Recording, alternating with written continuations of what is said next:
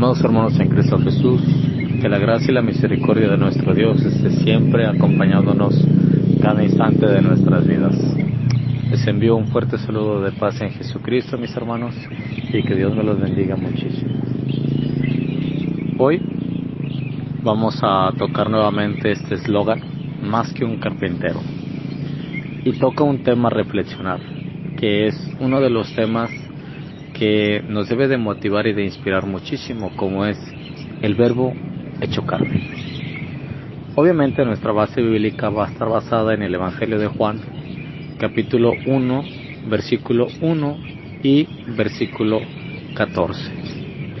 Y para esto, hermanos, vamos a desarrollar este tema, y me gustaría iniciar diciendo que a lo largo de los 4 evangelios que trae nuestra Biblia, vemos diferentes etapas y diferentes maneras. Los teólogos y los grandes eruditos han concluido en que cada uno de los evangelios tiene diferentes objetivos y diferentes enseñanzas, pero que cada una va enfocada en diferente parte. Por ejemplo, Mateo marca a Jesús como el Mesías, como el Hijo de Dios. Marcos delata a Jesús como un hombre haciendo el favor hacia los demás. Lucas viene siendo el resumen, donde también marca a Jesús como Hijo de Dios, pero el Evangelio de Juan es el único evangelio donde nos muestra a Jesús 100% hombre y 100% divino. Y mediante este enfoque, hermanos, Juan siempre nos va a mostrar en cada uno de los capítulos y en cada una de las lecturas bíblicas grandes enseñanzas, grandes bendiciones, pero sobre todo grandes etapas que el Señor Jesús ha hecho en nuestras vidas, ¿sí? Desde infinidad de cosas, desde que inicia hasta que lo termina.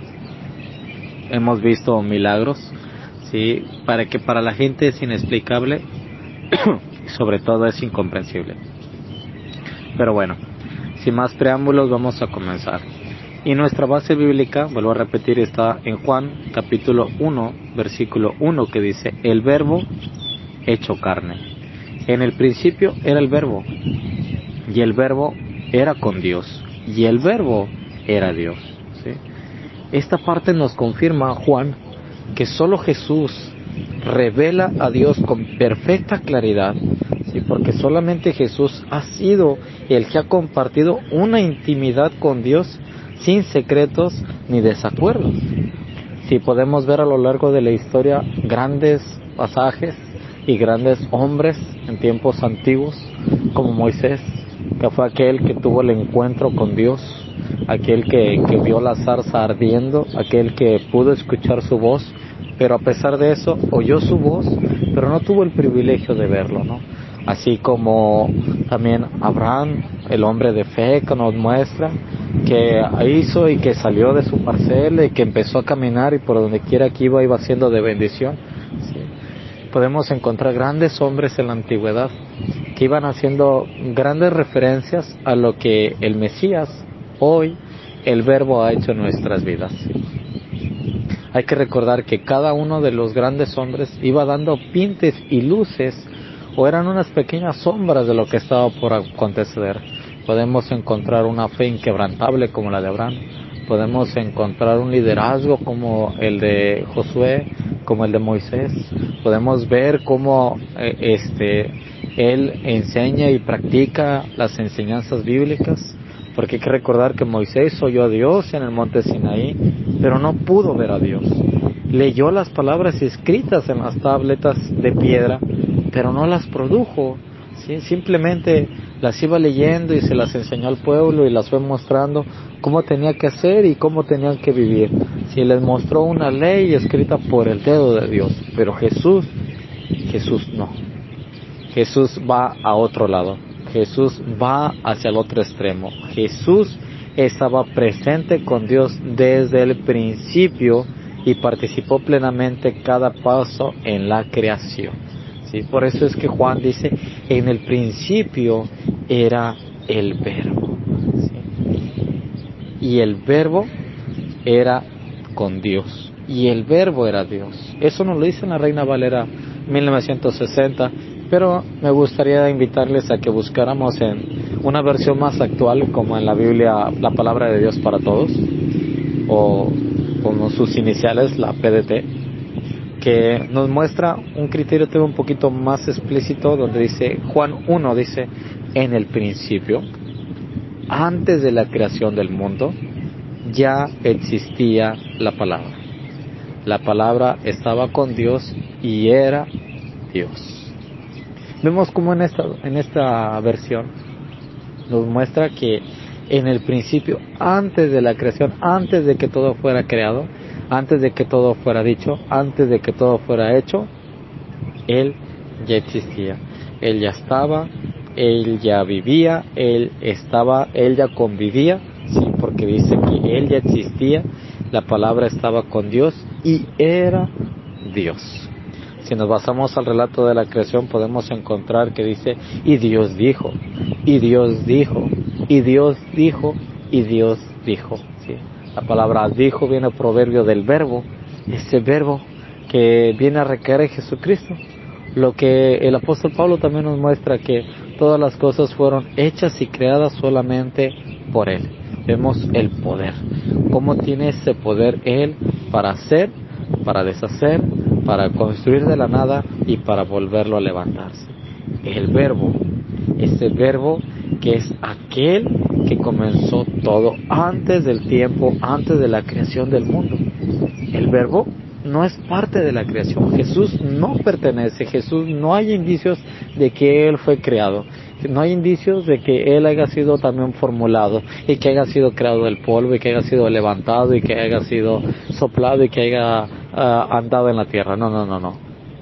Jesús nos muestra que fue el principio antes que todo. Él fue el que creó todo. Él fue el que dio vida a todo. ¿Sí? E hizo un plan tan perfecto y tan maravilloso.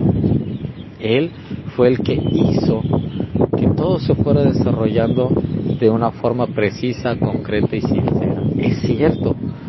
Sabemos que cuando lo hizo y lo formó, todo estaba tan perfecto y en perfecta armonía. ¿Sí? También vemos la caída y vemos el pecado y la entrada del pecado, pero también vemos cómo era un plan que Él ya tenía desde el principio. ¿Sí? Él ya sabía lo que iba a acontecer, lo que iba a suceder, lo que iba a pasar, y también ya tenía un plan B, por así decirlo, para así llevar a cabo el plan de salvación. Entonces, es cierto, nos muestra su palabra, nos muestra los evangelios que Él nació en un pesebre, en una condición humilde, en una condición que no era incluso tolerable, ¿sí? Porque siendo Dios, nace en una condición donde está un establo, donde hay estiércol, donde hay animales, tanto impuros como no impuros, ¿sí? Entonces, vemos esa condición, cómo llega, y desde un principio Él ya llega humillado, con un solo propósito, para hoy regalarnos la oportunidad de poder estar delante de su presencia y tener la oportunidad de prepararnos para poder llegar a una conmemoración más y saber que cada vez que nosotros nos acercamos a la mesa del Señor, estamos recordando lo que Él vino a hacer por nosotros. ¿Sí? Esa es la diferencia. A diferencia de Moisés, que solamente escuchó y leyó, Él no. Él va a otro extremo. Él fue el que lo escribió, Él fue el que lo redactó, Él fue el que lo vivió, Él fue el que lo encarnó, Él fue lo que nos vino a mostrar cómo tenía que ser. El Evangelio de Juan traza el verbo desde el comienzo de todo, antes del tiempo, antes de la creación del mundo. El verbo no es parte de la creación, no fue creado, pero estaba con Dios antes de la creación. Esto es importante porque contradice el pensamiento judío que Dios obró solo durante la creación. Hay que recordar que en su peregrinación, cuando Él estuvo aquí predicando, el pueblo y los grandes maestros de la ley decían, pero es que no, porque la palabra nos dice que Jehová tu Dios uno solo es y nada más. ¿sí? Y eso es, y punto, y se acabó. Tú no puedes ser ese, tú no puedes ser el Elías, tú no puedes ser el encarnado, tú no puedes ser el Cristo, ¿no? Entonces, también vemos que en ese tiempo generaba muchísimo ruido, precisamente porque no llegaban a comprender la magnitud de la existencia y del señorío de Jesús. Les causaba ruido saber que Él, siendo Dios, había llegado en esa cantidad, había nacido en esa condición, había crecido en un hogar donde practicó carpintería y no como un rey, como lo esperaban, como fue Moisés, que dice que fue tratado como príncipe porque salió de la realeza, ¿sí?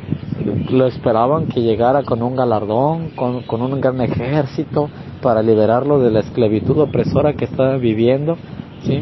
Pero Jesús llega y los libera, pero la liberación que Jesús ofrecía no era física, no se estaba refiriendo precisamente a que los iba a liberar de un pueblo opresor, no, los estaba liberando de una carga que los limitaba a la comunión íntima con el Padre, a la comunión íntima con Dios.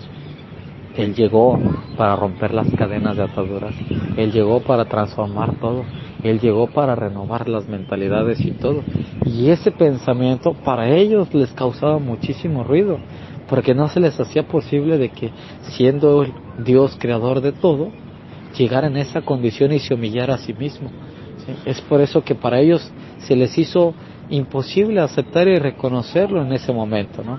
Pero también nosotros en este tiempo, lastimosamente, aún no hemos llegado a comprender ese tan anhelado sacrificio, ¿no? Todo el mundo sabe, pero todo el mundo ignora.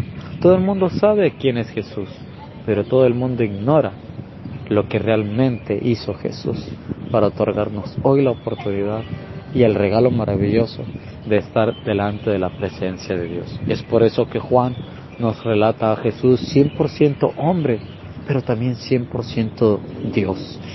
100% hombre que sufrió, que sintió, que padeció, que sufrió, que lloró, que sudó, que sintió temor, pero también 100% Dios, que llegó, que perdonó, que libertó, que restauró, que edificó, pero que sobre todo siempre nos viene a enseñar cómo vivir en señal y en obediencia al Padre.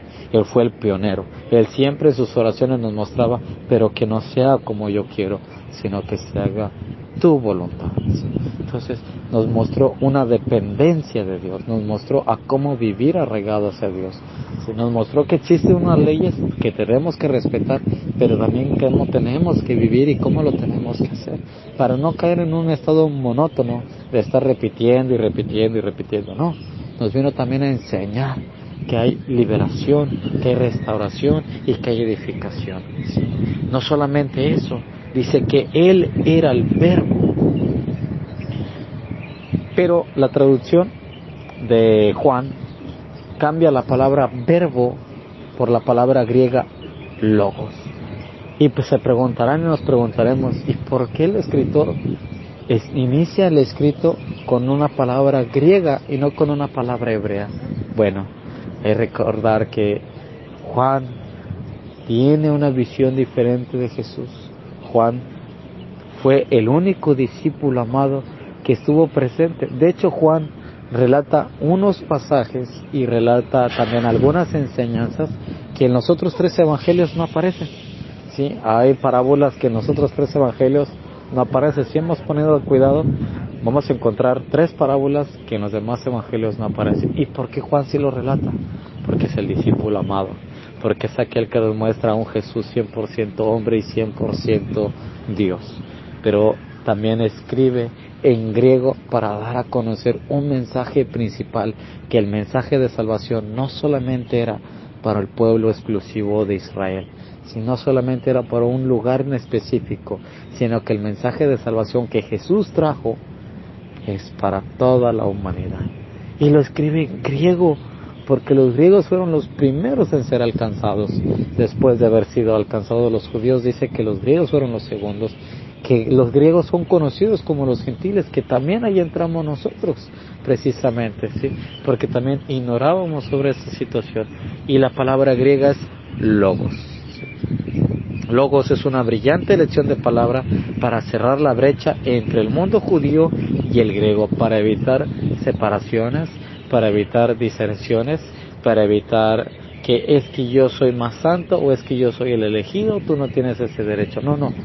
Él elige primeramente el Logos, precisamente para afianzar, para amarrar su palabra, su evangelio, escrito en Juan, nos narra muchísimas cosas.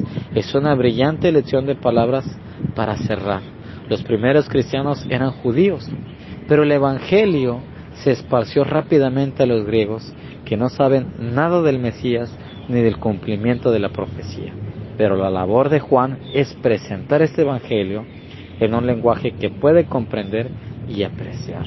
Y es por eso que él sigue escribiendo, y en el versículo 14 dice: y aquel verbo fue hecho carne y habitó entre nosotros, y vimos su gloria, gloria como del unigénito del Padre, lleno de gracia y de verdad.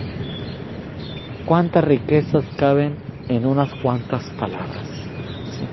Aquel verbo, aquel que tiene el poder para crear y hacer todo, aquel dice que se hizo carne y habitó entre nosotros. Una gran bendición.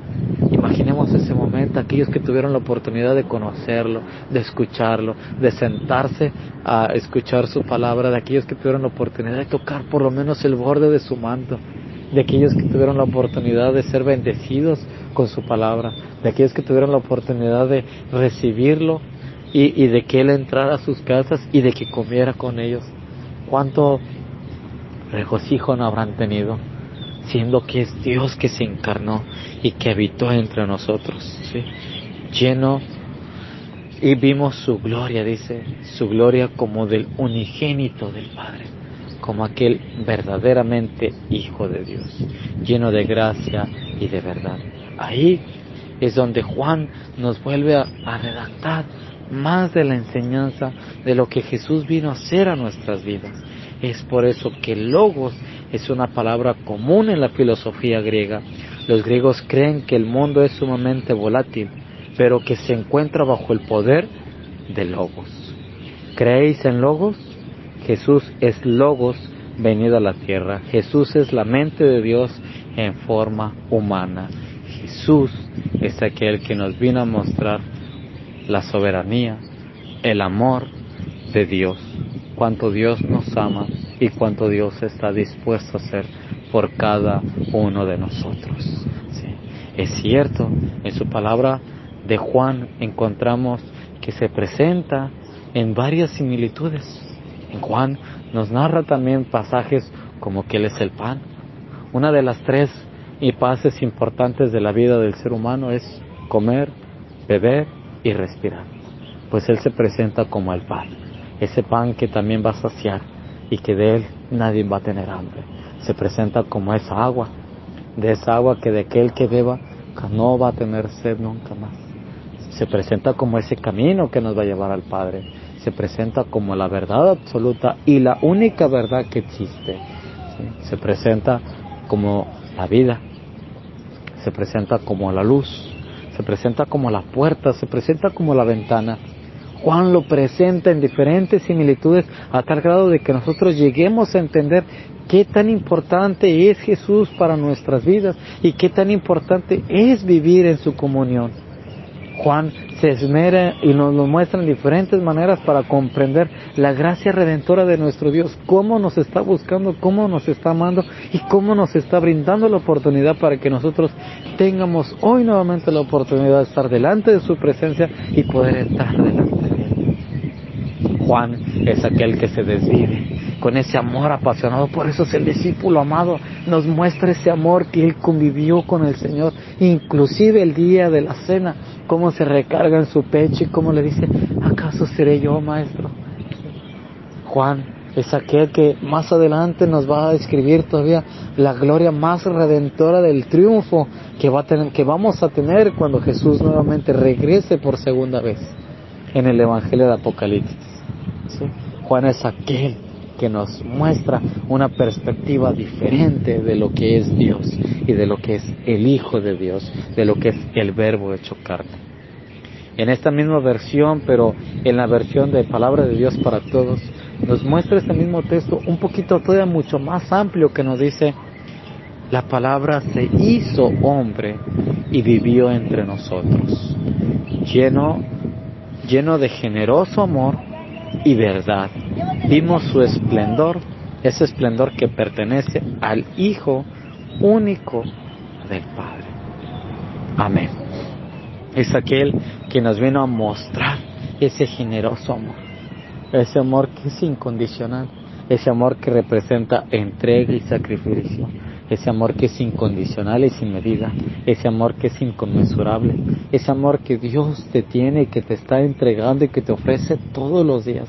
Desde que te levantas, el Señor te está amando, te da la oportunidad de que tus ojos vuelvan a abrir, te da la oportunidad de que tus ojos nuevamente vuelvan a ver un nuevo amanecer, te da la oportunidad de que te puedas levantar y de que puedas agradecerle al Señor por su gran misericordia de darte nuevamente ese amor, esa oportunidad para que tú nuevamente te puedas acercar. Es por eso que Jesús es más que un carpintero. Jesús no solamente se dedicó a hacer muebles y puertas y solamente hacer y sacar a su familia adelante después de la muerte de su padre José. No, Jesús es mucho más que eso. Jesús es el Mesías. Jesús es la palabra encarnada. Jesús es el Verbo hecho carne. Jesús es la luz del mundo. Jesús es el camino, la verdad y la vida. Y Jesús es el único Redentor, porque Él es el que dice que nadie, absolutamente nadie, pero nadie va al Padre si no es por Él. Entonces, si hoy tenemos la oportunidad de estar vivos, es gracias a la misericordia que Él nos ha otorgado, porque Él es el único que está intercediendo con el Padre. Él es el único que puede ayudarnos a restaurar nuestras mentes, nuestros corazones. Él es el centro de nuestra vida. Mediante Él, todo gira a nuestro alrededor. Con Él somos bendecidos y prosperados. Fuera de Él, nada somos. No importa qué tan mal te sientas, qué tan dolido estés, qué tan avergonzado o cuáles sean tus pecados. El Señor te ama y Jesús vino a buscarte y Jesús te está esperando y Jesús te está tendiendo la mano y Jesús te está diciendo: he aquí yo estoy, he aquí yo he venido, he aquí estoy, te estoy tendiendo la mano, te estoy diciendo que vengas y que comas, te estoy diciendo que vengas y que bebas, te estoy diciendo que yo soy la luz que va a iluminar tu vida, que yo soy ese camino de sendero de justicia por el cual tú vas a andar y te vas a deleitar. Yo estoy aquí, yo vine a ayudarte, yo sé lo que tú sientes, yo sé lo que tú has padecido, yo sé lo que tú sufres, yo sé las peticiones, los sufrimientos, las tentaciones por las que has pasado, porque yo las viví. Porque yo me hice carne precisamente para tener la oportunidad de saber qué es lo que tú sientes, pero también para decirte que yo aquí estoy para ayudarte. No importa cuál sea tu situación, yo aquí estoy porque yo te amo. Lucas nos muestra un pasaje sobre Zaqueo y nos lo dice y nos lo marca, ¿no? Porque yo vine a buscar y a salvar lo que se había perdido. Jesús es aquel que nos vino a buscar y a salvar. Salvar de una muerte eterna, salvar de aquello que nos va a desterrar para siempre de la presencia de Dios. Nos viene a buscar porque nos hemos perdido en una sociedad que hoy ya no siente temor hacia Dios, en una sociedad que hoy ya no ha perdido los valores y los principios, en una sociedad que hoy solamente le interesa el beneficio propio y nada más. Jesús vino a buscarnos y a salvarnos, a decirnos que no estamos solos, que no importa la situación por la que estamos pasando, que no importa la situación por la que estamos viviendo, Él está ahí para ayudarnos. Ese es el amor incondicional, ese es el Verbo hecho carne, ese es aquel que va a otro extremo, que nos va y que nos dice. Por eso Juan también nos marca en sus cartas. Sí, Juan es el que nos muestra una prueba de amor irrefutable de Dios. Él nos dice que si amamos a Dios, guardemos sus mandamientos. Y también nos dice que no hay más amor más grande que que el amor a Dios y amar a nuestro prójimo como a nosotros mismos. Es una muestra de entrega de amor. Y el amor es muy grande, el amor es un amplio, el amor es aquel que todo lo perdona, el amor es aquel que todo lo soporta, el amor es aquel que está siempre dispuesto a luchar y perseverar. Así, de tal amor, siempre Él nos ama y siempre Él nos ha otorgado. Jesús es más que un carpintero. Jesús es más que aquel que estuvo crucificado en la cruz. Jesús es el Dios que decidió entregar su vida hoy por ti y por mí. Que murió en esa cruz, sí. Que murió como lo más vil también. Que nació igual, en esa condición vil. Pero lo hizo con un solo objetivo. Para demostrar qué tan importante eres tú para Él. No le importa a Él humillarse a sí mismo, desterrarse a sí mismo, dejar lo que es Él siendo Dios, creador de todo, para darte la oportunidad de que tú puedas vivir. Ese es una prueba de amor irrefutable. ¿Te sientes triste? ¿Te sientes solo? ¿Te sientes cabizbajo? ¿Te sientes que nadie te ama? ¿Te sientes desamparado? Ven a Jesús, acércate, búscale, apégate, ven a sus brazos, porque Él es el pastor, Él es el que te va a cuidar, Él va a vendar tus heridas, Él va a vendar todo, Él va a ser el que tú pongas su carga en Él para que Él te haga descansar. Él te va a dar la restauración, Él te va a dar paz, gozo y alegría. El Señor es la luz, es la restauración. Jesús es aquel que nos ama con amor eterno y por eso nos ha otorgado su misericordia. Jesús vino a buscar y a salvar lo que se ha perdido. Es más que un carpintero. Quitemos ese eslogan de nuestra mente, porque Él es el Verbo hecho carne. Él es aquel que se entregó para venir a morir por tus pecados y por mis pecados y por los pecados de toda la humanidad, para que hoy el mundo sea limpiado y restaurado por su sangre. Y está esperando con los brazos abiertos. ¿Sientes temor y todo? Ven a Jesús. ¿Sientes temor porque fallaste, porque caíste, porque ya le conociste y aún así cometiste pecado? No tengas temor. El Señor te tiene la oportunidad para levantarte, porque su palabra dice que si el justo cayere 7 veces, aún Él es fiel y justo para levantarlo 70 veces más. Así de bueno y benevolioso es Dios. Así de bueno es Jesús con nosotros. Jesús, aquel que se encarnó y que nos da la oportunidad de hoy vivir el regalo maravilloso. Preparémonos y esforcémonos. Sabemos que su venida está pronto, pero también sirvamos con amor, porque Él nos ama sin importar nuestra condición. Él nos ama, Él nos perdona y Él nos saca y nos rescata de lugares que según que nosotros creemos no tenemos salida ni salvación. El Señor de ahí nos trae, el Señor de ahí nos saca y de ahí nos ocupa, nos limpia, nos baña, nos da vestidos nuevos y nos pone en su obra para seguir trabajando. Si estás en su ministerio y fracasaste, levántate, que el Señor tiene grandes proyectos para tu vida. Confía, arrepiéntete, disfruta de su amor, acércate y verás que no te rechaza, que te acerca, porque con amor eterno Él te ama, porque Jesús es amor, porque Jesús es la palabra, porque Jesús dice en Juan 1:14, en la palabra de Dios para todos, la palabra se hizo hombre y vivió entre nosotros. Lleno de generoso amor y verdad, vimos su esplendor, ese esplendor que pertenece al Hijo único del Padre. Él es el único que está esperando por ti. Él es el único que está esperando por mí. Él es el único que nos está esperando para volvernos a levantar y volver a servirle para su honra y su gloria. Que el Señor continúe bendiciendo nuestra vida, pero que sobre todo nos dé esa paz en nuestros corazones y esa motivación a seguir adelante. Que este tema nos ayude a reflexionar y a exhortar y ver que aún no está todo perdido, que aún existe una salida, que aún existe un camino, y ese camino es la restauración, es el perdón y es el amor, pero sobre todo es un camino de prosperidad y de gozo que solamente se puede vivir en las filas de nuestro Dios. Que el Señor los continúe bendiciendo grandemente. Envío un saludo de paz en Jesucristo y que el Señor me los bendiga mucho. Paz a vos, hermanos.